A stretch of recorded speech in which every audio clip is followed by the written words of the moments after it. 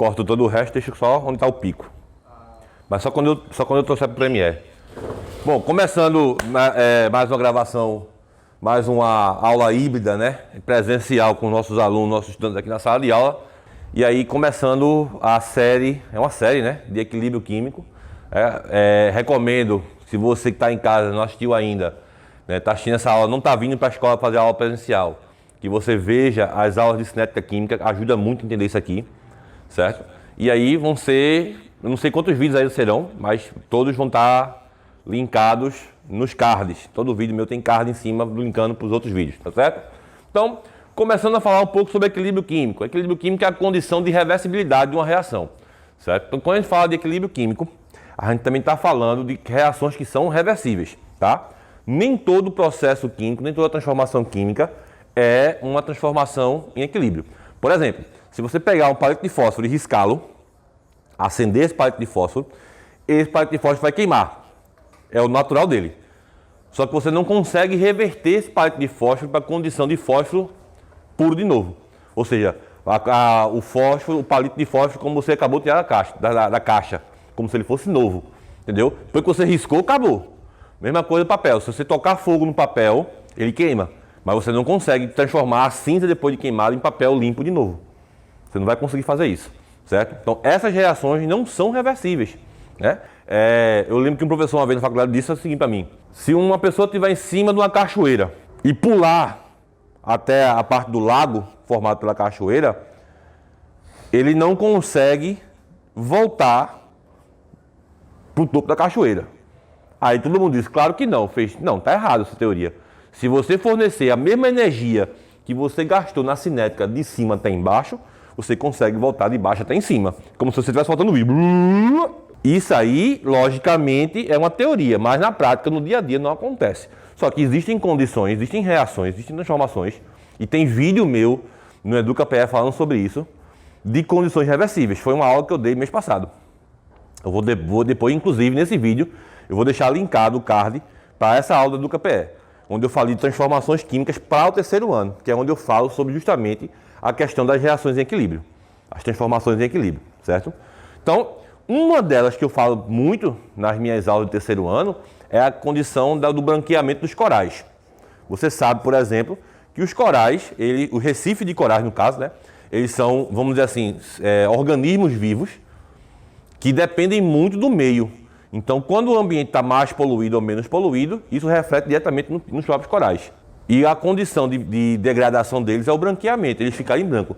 Coral, se você olhar se pegar um vídeo no YouTube mesmo, o que são os corais? Aí você vai ver o mergulhador, muita planta, muito peixe, muita cor, muito colorido, não é isso? O coral é assim, o recife de coral é assim, ele é coloridão, bem bonito. Mas quando ele está morrendo, ele já está morto, ele branqueia. E uma dessas condições é o desequilíbrio do pH da água. Praticamente, quando eu avançar no assunto, nessas aulas, condições de deslocamento do equilíbrio.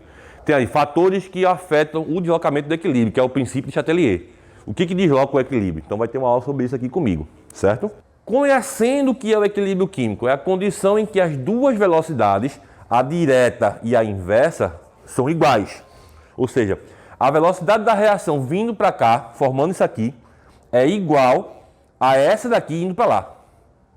Lógico, entenda aqui, se eu estou falando de uma condição de equilíbrio, eu estou dizendo que essa reação, esse A e esse B reagem formando o C e o D.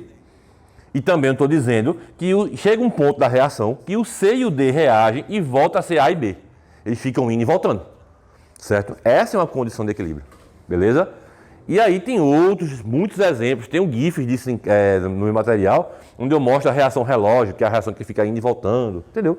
E aí, lá na cinética, alguma pergunta? Eu fiz uma cara de treinamento ali.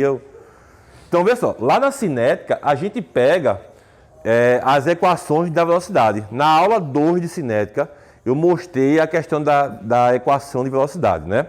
Que diz o seguinte: a velocidade da reação depende exclusivamente da concentração dos seus reagentes, que é isso aqui.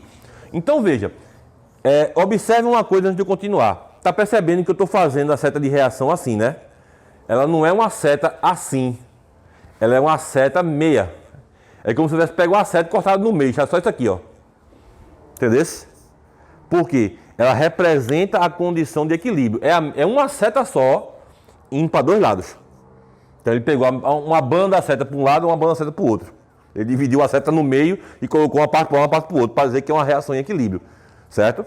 E aí, vou pegar o sentido que a gente conhece normalmente, né? Que é o sentido direto, que é o vindo para cá, e vou escrever a equação da velocidade dela. Velocidade que eu chamo aqui de direta, né? Vou até colocar esse Dzinho aqui de roxo, que é para vocês associar. Beleza? Velocidade direta é igual a constante K, que sempre está presente, não é isso? Vezes a concentração do reagente A elevado ao Azinho, vezes a concentração do reagente B elevado ao Bzinho. Se tivesse mais, eu ia continuar. Beleza? E a velocidade inversa, ou seja, que é voltando C mais D formando A mais B, beleza? Eu vou colocar como V inversa, que aí eu vou apagar e vou colocar de verde. V inversa. Para associar, tá certo? E aí, veja. K, V inversa, é igual a K. Aí agora eu vou pegar o reagente, ou seja, eu estou olhando essa equação indo para lá, ó, certo? Concentração de C elevado a Czinho, vezes a concentração de D elevado a Dzinho, beleza? Estou admitindo que essas reações são de única etapa, tá certo? Só para ficar, como é que se diz? Mais fácil de entender. E aí, como eu estou dizendo, né? Se as velocidades, olha só, se as velocidades da reação, né?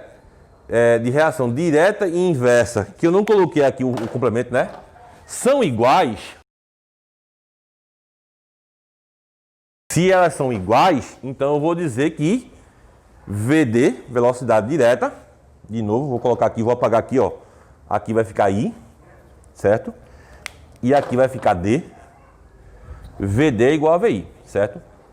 E aí, veja só, eu escrevi as duas em forma de igualdade. Peguei essa daqui, coloquei aqui. E igualei, né? Porque não é igualdade. Peguei a de cá, a inversa, e coloquei aqui também. Velocidade inversa, velocidade direta e inversa, certo? Joguei as constantes tudo para um lado e joguei as concentrações tudo para o outro, beleza? A constante inversa eu passei para cá dividindo, tá multiplicando, né? Passei dividindo. E a concentração inicial aqui, ó, do lado da direta, da inversa, né? Eu trouxe para cá e coloquei aqui. E aí eu fiz duas frações. Esse valorzinho aqui, qualquer operação matemática entre duas constantes dá uma nova constante, não é isso? Porque são valores que não mudam. Então qualquer coisa que eu fizer aqui com elas vai dar uma constante, que agora eu vou chamar de Kc. E esse C aqui, ó, aqui é de concentração, tá certo? Esse C é para concentração. Mas eu vou aplicar isso para tudo na vida agora. E aí ficou igual a esse quociente aqui, ó, que é esse de aqui, C e D, sobre A e B. Só que uma forma mais prática de você se lembrar disso é como eu coloquei aqui. Por quê? Esse lado nosso, ó, é o lado que a gente chama de lado do reagente, não é isso? E esse lado aqui é o lado que a gente chama de lado do produto, né? Então, para ficar fácil de você lembrar, vai ser o quê? Kc, concentração do produto sobre a do reagente. Sempre, beleza? Sempre vai ser assim. Concentração do produto sobre a dos reagentes. Alguma pergunta aqui? Tranquilo? É tranquilo, né? Essa parte aqui dos gráficos do equilíbrio é só porque a gente faz parte do conteúdo, tá? A gente precisa ver isso aqui. Por quê? Os gráficos do equilíbrio são importantes você reconhecer as condições de concentração no equilíbrio. Então, o que a gente mostra aqui, por exemplo? A gente mostra que a condição de equilíbrio, primeiramente, que é importante identificar, né? Ou seja, onde o gráfico se mantém constante, eles vêm. E, obviamente, as condições de concentração dele. Então, por exemplo, você olha aqui, nesse ponto, você está vendo que o produto, o reagente está sendo consumido, ó. O reagente vem, chega num ponto e estabiliza. O que é pensável, né? O que a gente pensaria de uma reação dessa? Que o reagente começa aqui em cima, eu boto as coisas nele, e ele vem parar aqui embaixo. Ele zera. Não é verdade? Então, comecei aqui com a quantidade. No momento que eu vou gastando esse reagente, no momento que eu vou consumir esse reagente, ele vai decrescer até acabar. Era o lógico. Mas numa condição de equilíbrio isso não acontece. Por quê? Chega num certo ponto em que as velocidades se igualam, mostrei ali para vocês, e quando as velocidades se igualam, ele para de decrescer e entra numa condição de estabilidade, numa condição de uniformidade nesse gráfico. Ao mesmo tempo que esse aqui vem sendo formado, o que a gente poderia pensar? Se eu estou consumindo reagente, o produto vai subir até aqui parar. Então aqui vai parar quando aqui acabar, né? Enquanto o reagente não acabar, eu vou ter formação de produto. E não é isso que acontece.